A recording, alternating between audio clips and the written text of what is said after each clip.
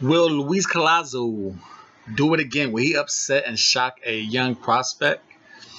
Bryant Perrella, is this a bounce back too fast from his loss to Ugas? He had one fight in between.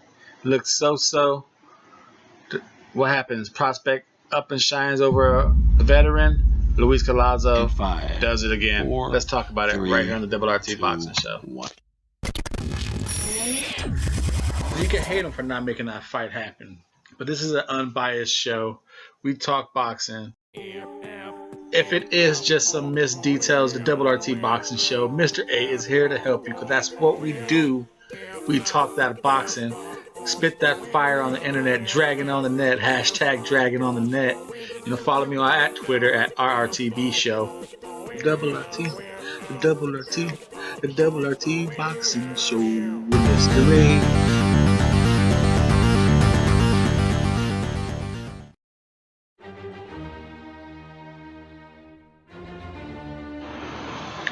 Can Luis Collazo do it again?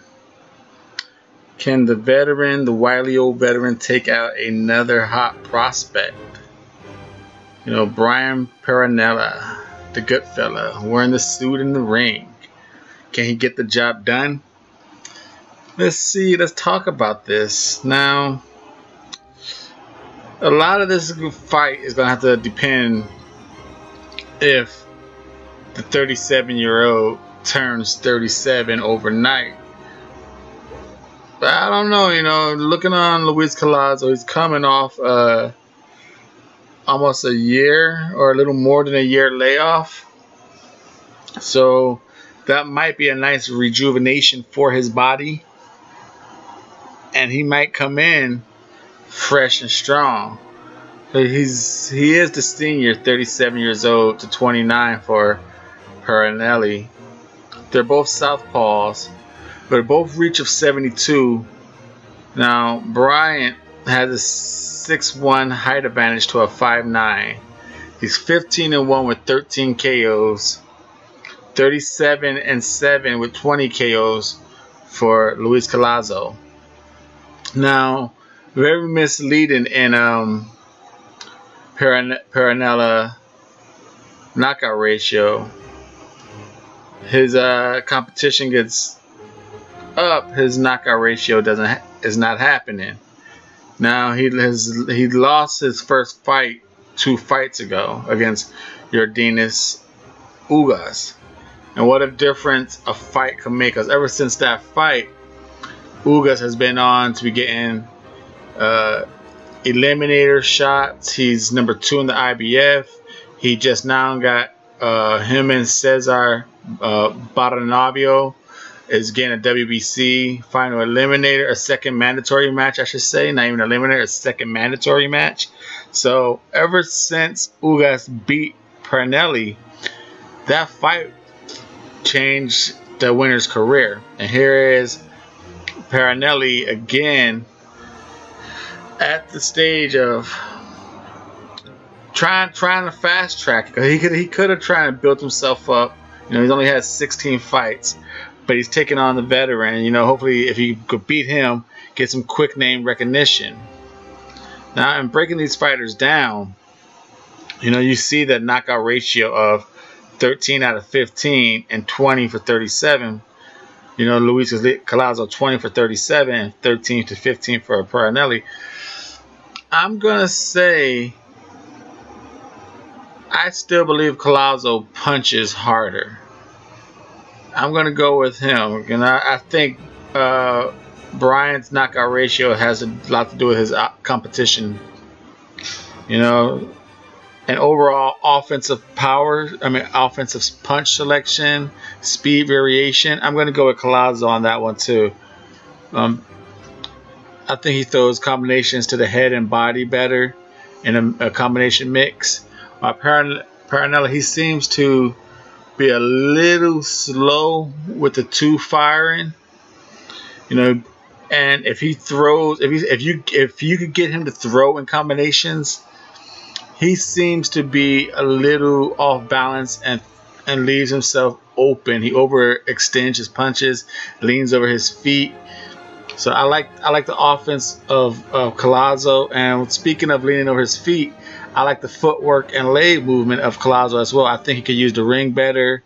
I think he's better at scoring points, scoring pot shots, surfing away. I think he's better at working his combinations and ducking out on angles. And while Bryant, I don't think he's good at evading shots well with his legs and getting out of harm's way when he's trapped against the ropes. So I don't like his legs. In defense, Bryant has been shown to be hit with an overhand right hand against Ugas, against Martin. The punch is there for overhand right. And I think the wily veteran of Collazo should be able to find that opening. And the overall deal, like I said, his legs are slow. He's not a fast mover on his feet, so he locks himself on the ropes. Perrella does. While Collazo, his worst flaw in defense is his manhood. He will exchange with you and leave himself open to be punched in between his punches. I think that's his worst because he has pretty good head movement. He could catch and shoot punches. He could roll punches. He could counter. He has good counter into the body. Like I said, his worst flaw is getting into a dog fight. It leaves himself open, so he might be able to get cracked. For Perrella to win this fight, he's gonna have to keep Collazo, I think, on the outside and stay off the ropes and keep this into the center of the ring fight and work behind a strong, hard jab to keep Collazo from coming in. If Collazo was to win this fight, I think he has to constantly be first, set the pace, feint Perrella and throw the overhand right. Even though they're both southpaws, a check right hook and a right hand should be available. And just push Perrella against the ropes. I don't think he has the leg movement to constantly get off the ropes. And that being said, I'm picking Luis Collazo to do it again. I think the old veteran will upset another young prospect and keep his career going. Maybe Keith Thurman might give him a rematch after the rumor of Josecito Lopez build up. Another tune-up for him. But I'm going with Luis Collazo by probably by a stoppage. I'm going by like this is a 10 round. I'm going by an 8 round stoppage. Luis Collazo, right here on the Double RT Boxing Show. I'm your host, Mr. A.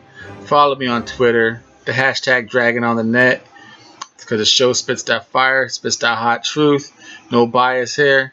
RRTB Show, right there on the Twitter. RRTB Show. Follow me. And if you have not subscribed yet, please feel free. I would kindly appreciate that. Hit that thumbs up. Thank you for your time. Thank you for tuning in. See you on the next one.